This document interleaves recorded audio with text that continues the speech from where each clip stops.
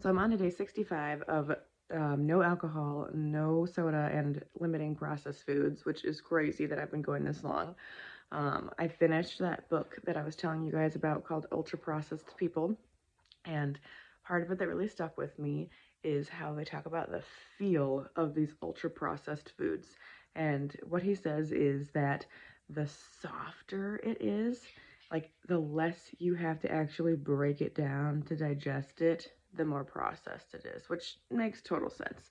But if I think about all those foods that are super addicting, or like let's think about breakfast cereal for a minute, you gotta eat that within like 30 seconds or it turns to absolute disgusting mush in your bowl, right? And then like a bag of chips, if you were to get those things wet, like when you get them wet in your mouth even, like they just disintegrate. Like if I got a puffy Cheeto, I could probably put that in my mouth and like let it dissolve without even having to chew. I might not even have to fully swallow it. I feel like it might just absorb through my dang mouth.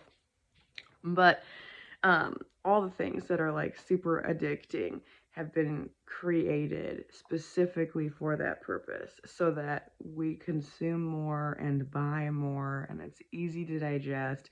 And that is why we overeat when we're eating so much processed food, because our body doesn't even get the right signal to say like, hey, that's enough, we've had plenty of food. So that it was a great read, and the author's not out to just try and convince us that we're terrible for eating all these things. He just wants to give information. So I highly recommend it if you're interested in some information about ultra processed food and what it looks like and what it does. And then one quote that really stuck with me, that he said about food is, if it wasn't made to nourish you, then it won't nourish you.